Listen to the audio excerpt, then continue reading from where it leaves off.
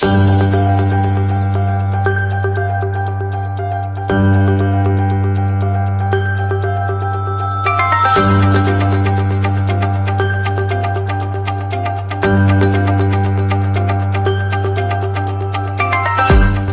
soy Augusto Van Tienen, director académico de Master Law Global Institute. Hoy nos acompaña Andrés O'Farrell, miembro de la firma Marval, O'Farrell y Mayral, para hablar sobre responsabilidad penal del contador frente a estructuras orientadas al lavado de activos como consecuencia de un reciente fallo. Por lo tanto, gracias Andrés por acompañarnos, pero antes no quería avanzar con las preguntas sin antes felicitarlos por haber sido galardonados como Best Law Firm of the Year por Chambers and Partners Latam por cuarto año consecutivo, destacando que Marval, O'Farrell y Mayral es la firma de abogados más grande de la República Argentina con más de 300 profesionales. Así que Andrés, desde acá nuestras felicitaciones y una vez más, gracias por acompañarnos. Muchas gracias, señor Augusto. Andrés, yendo a las preguntas concretas, ¿no? ¿Nos puedes contar cuál es la imputación precisa que se le hizo a este contador en este caso concreto? Sí. Te cuento primero un poco de contexto, así, digamos, entendemos cómo es que se llega al análisis y te paso a comentar un poco qué es específicamente de lo que se le acusa a este contador.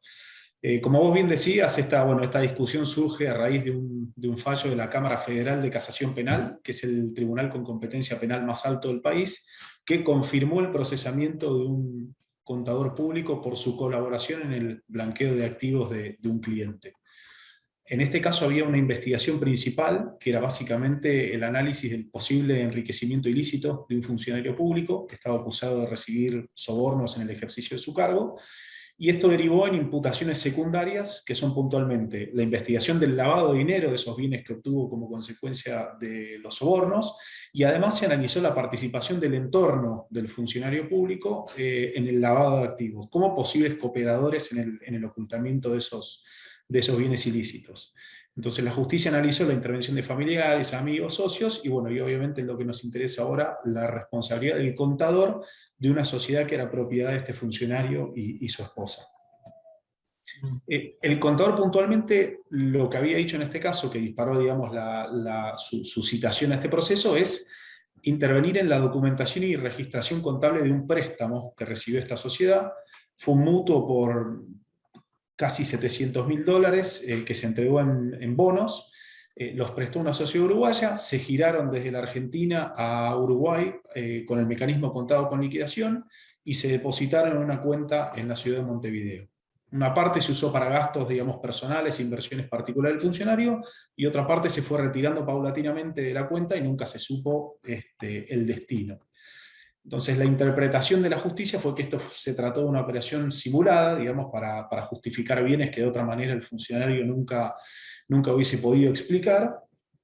que la sociedad, digamos, tomadora del préstamo no tenía ningún tipo de actividad, que el crédito se dio sin garantías, que no había, digamos, un historial de transacciones entre la prestadora y la sociedad tomadora del préstamo como para justificar esta negociación, y que en definitiva había una conexión razonable con el enriquecimiento no justificado del funcionario público. Entonces, digamos, la interpretación de la justicia fue que el contador en todo este contexto conocía o debía conocer el origen ilícito de los fondos, y que por lo tanto, al documentar y formalizar esa operación, prestó una colaboración esencial para que el imputado principal pudiera blanquear sus fondos. Pero entonces acá, Andrés, te hago una pregunta, que es, ¿esta jurisprudencia es tan válida para un contador como puede ser para un escribano o para nosotros como abogados, no? Totalmente, te diría, válida para todos los profesionales de ciencias económicas, y también obviamente para escribanos y abogados, pero digamos, lo particular es que en este caso, es una operación en la cual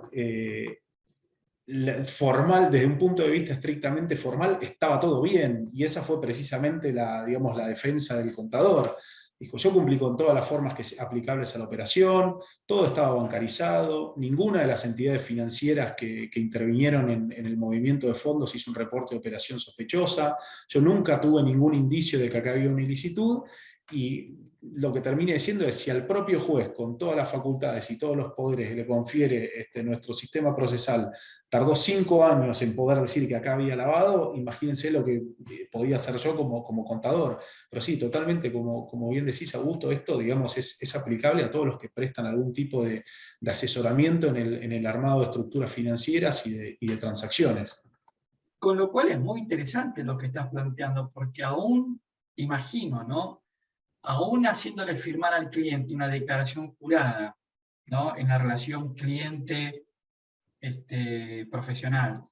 donde él manifieste que el origen de los fondos es lícito, aún frente a esa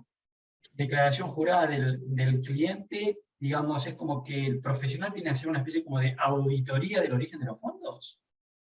Y no sé si tendría que llegar al nivel de una auditoría, pero sí es un fallo que, digamos, que pone énfasis sobre este deber de diligencia de vida que tiene que haber respecto de los clientes y de las operaciones en las que los asesores financieros intervienen, que sin llegar a una auditoría, digamos, la Cámara lo que de alguna manera está diciendo es, tiene que ser algo más que hacer tic en una caja. O sea, hay que hacer un doble clic en estas auditorías, no hay que quedarse en la regularidad formal, no hay que quedarse en el papeleo, hay que levantar un poco la cabeza, digamos, de la particularidad de transacción y hacer una valoración un poco más contextual, que es un poco lo que le recriminan al contador no haber hecho. Es decir, si vos hubiese salido un poquitito de lo que era el ámbito específico de esta operación y hubiese salido de lo que es la regularidad documental, que nadie la discutió, te hubieses dado cuenta que acá había indicios para sospechar seriamente que estos fondos no tenían un origen limpio. Mirá vos. Y entonces, frente a esta realidad, la pregunta que sigue, que cae como consecuencia necesaria de lo que estamos conversando, es cuáles debieron haber sido entonces los recaudos, ¿no? que debió haber tomado este profesional justamente para no haber quedado imputado. Y el recaudo es justamente hacer una diligencia un poquitito más intensa, especialmente, que es creo que fue el error, no la defensa, pero bueno, el error en la argumentación del contador, es que descansó en la diligencia de vida de otros, y la regla que se extrae de este fallo es que la diligencia de vida es de cada uno y uno no puede descansar en el trabajo que hicieron otros sujetos. Entonces acá el contador lo que dijo fundamentalmente, o digamos la defensa que esgrimió fue fundamentalmente negativa, diciendo, acá no hubo, digamos, ningún reporte de operación sospechoso por parte de las entidades financieras que intervinieron, acá no hubo investigaciones, ni requerimientos, ni llamados de atención de la FIP, de la UIF, de la IGJ, del Banco Central, con lo cual, ante ese silencio de los demás sujetos obligados y ante ese silencio de las autoridades, yo no tenía que hacer nada. Y la realidad es que la regla que surge de este fallo es lo contrario, es que la responsabilidad, digamos, es individual, cada uno tiene su propia obligación de realizar su deber de diligencia y lo tiene que cumplir, y que la inacción de terceros no es, digamos, una justificación para la propia inacción. Entonces, digamos, la regla o la recomendación es la diligencia de vida tiene que ser propia, la tiene que hacer cada uno, no hay que descansar digamos, en la actividad o peor aún, en la inactividad de terceros, y todo lo que uno haga, por más que el resultado sea negativo, hay que documentarlo. Lo que no se documenta, lo que no se deja sentado, por más que el resultado sea no hubo ninguna observación de interés, hay que documentarlo, hay que registrarlo debidamente, porque esa es la única manera después de defender la actuación profesional de cada asesor. Con lo cual, este fallo es mucho más trascendente de lo que yo pensaba cuando generamos esta inquietud de tener esta charla contigo, porque la verdad que es un precedente que enciende una luz roja muy importante para quienes ejercen la profesión y asesoran. Totalmente, totalmente, porque en muchos casos, insisto, se equipara la diligencia de vida con un cumplimiento de formalidades, y lo que este fallo nos está diciendo es que la mera regularidad formal y documental no alcanza, y que llegado el caso, uno puede terminar dando explicaciones ante la justicia. Esto, aclaro, digamos, para el contexto, no es una condena, es un procesamiento. lo que implica que probablemente este contador tenga que dar explicaciones en instancia de juicio oral, pero bueno, es un fallo sumamente interesante por todo lo que implica para la actuación de los contadores públicos y de los profesionales de las ciencias económicas en general. Ahora, para ir concluyendo,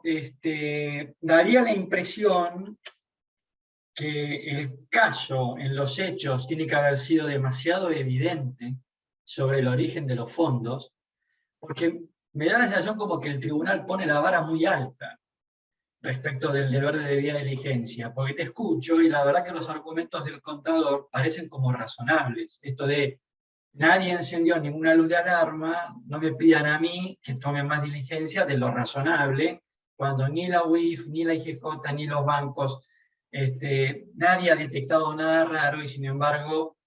parece ser como que yo debía haber tomado recaudos de diligencia que exceden lo normal y habitual. Por lo tanto, me da la impresión como que en este caso puntual debe haber habido algún elemento que lleva a la Cámara a sacar este veredicto. ¿Qué opinas vos de esto?